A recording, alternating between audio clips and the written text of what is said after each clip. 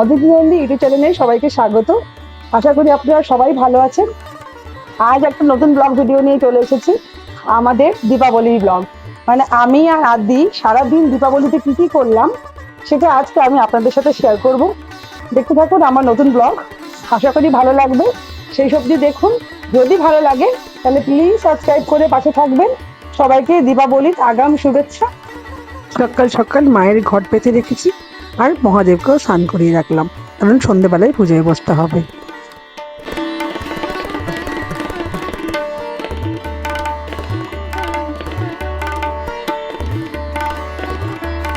আমাদের বাড়িতে দীপাবলির দিনই লক্ষ্মী পুজো হয়।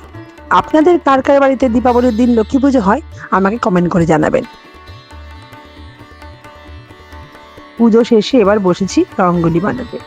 অন্যান্য বছরের থেকে এই বছরটা একটু আমার কাছে স্পেশাল, কারণ অন্যান্য বার রঙ্গোলি বানানোর সময় আদি কোনো বুদ্ধিই ছিল না যে কি করছে মা। আজকে বসতে শিখেছে, কোলে এসে বসে আছে, আবার এটাও জানে যে মা ভিডিও বানাচ্ছে, ক্যামেরার দিকে যাওয়া যাবে না। পাশে বসে বসে দুষ্টুমিও করছে, আবার দেখছে, চেষ্টা করছে বোঝার যে এটা আসলে কি হচ্ছে। প্রথমে রং বার করার সময় বলেছিল মা গালে লাগিয়ে দাও। যাই হোক, এখান থেকে রঙ্গোলি বানিয়ে আমি পৌঁছে গেলাম আমার স্যালনে। বাড়িতে যেরকম লক্ষ্মী আছে স্যালনেও লক্ষ্মী আছে। মাকে পুজো দিয়ে সন্ধ্যে পর্যন্ত অপেক্ষা করলাম মোমবাতি দেবে বলে। দীপাবলির দীপ জ্বালিয়ে আদিকেও শিখিয়ে দিচ্ছি যে কি কি করতে হয়, কি কি রিচুয়ালস। আদি ছোট থেকে দেখুক। তারপরে যে আমার ছানাগুলো আসে বিস্কিট খেতে প্রত্যেক দিন, আদি তার ডগি দেওয়ালের সাথে গল্প করে আদর করে এবারে আমরা বাড়ি চলে এসেছি। একটু বাতি পুড়িয়ে নিলাম, আদি একটু ভয় পায়, তাই আদিকে দেখে আমি বাজিটা পুড়িয়ে নিয়েছি। এবার সারা বাড়ি প্রদীপ দিয়ে সাজানোর পালা। দেখুন কেমন সাজাই আমি আর আদি। না ওই দেখো, ওটা গোপালদার কাছে কি এসেছে দেখে দাও। এসো এসো, তুমি এসো, গোপালদাকে দিয়ে এনো। এবার তুমি গোপালদাকে এরকম করে দেখাবে, এসো এসো। আর তোমাকে দেখাতে হবে না, মা দেখাবে। তুমি ভোলে বাবাকে নমস্কার করবে, এসো। মোমবাতির আগুনের ভয়ে আদি কিন্তু আমার কাছে এতবার ডাকা সত্ত্বেও আসেনি। একটু ভয় দেখিয়ে দেখেছি, আগুন বলে কথা। কিন্তু এবার আমি ওকে জোর করেই আনবো বাবার কাছে। বলে বাবা, আদি আর আমার তরফ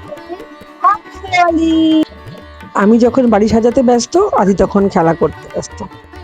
মানে কখনোই ও মায়ের কাছে আসবে না, কারণ ওর মায়ের কাছে এখন আগুন আছে। এটা আমার জন্য একদিকে ভালো, কিন্তু একটু মাঝে মাঝে মন খারাপও হয় যে আমি কি করছি, বা এইগুলো আদির সঙ্গে থাকলে দেখতে আমারও বেশ ভালো লাগতো। সব ছেড়ে আমি আমার ব্যালকনিতেও মোমবাতি জ্বালিয়ে দিলাম। সবাইকে শুভ দীপাবলির তৃতীয় শুভেচ্ছা। ঠিক আছে, দেখতে দেখতে আমার মোমবাতি আবার নিভে দিচ্ছে। আজকের দিনে আমার বাড়িতে লক্ষ্মী পুজো হয়, আমি নিজেই করি। আর আদি এত ছোট তো, ওকে নিয়ে সব স্যালন নিয়ে সবকিছু না ম্যানেজ করা আমার জন্য খুব ডিফিকাল্ট হয়ে যায়। তাই যতটুকু পারি নিজে করি।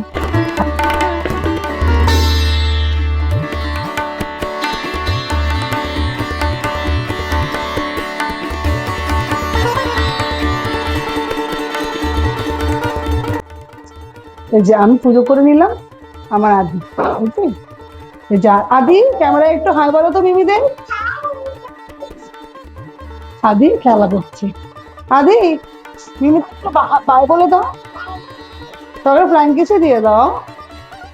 এই যে আদির মা ভিডিও বানাচ্ছে, আদি কিন্তু নিজের মতো ব্যস্ত, মানে খুবই ব্যস্ত।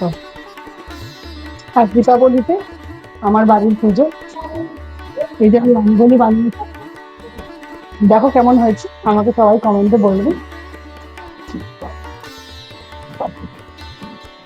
মামা, মামা ক্যামেরায় মিমিদেরকে একটু বাই বলে দাও তো। তাকিয়ে বলো, মিমিদের দিকে তাকাও, মিমিরা দেখো তাকিয়ে আছে তোমার দিকে। হ্যালো, সবাইকে শুভ দীপাবলি তৃতীয় শুভেচ্ছা। আমার আর আদির তরফ থেকে সবাইকে অনেক অনেক ভালোবাসা, বড়দের প্রণাম আর ছোটদের জন্য শুভেচ্ছা। সবাই খুব ভালো থাকবেন এই বলে আজকে আমি আমার ব্লগ শেষ করছি। এই দেখুন কি দুষ্টু ছানা আমার, দেখেছেন?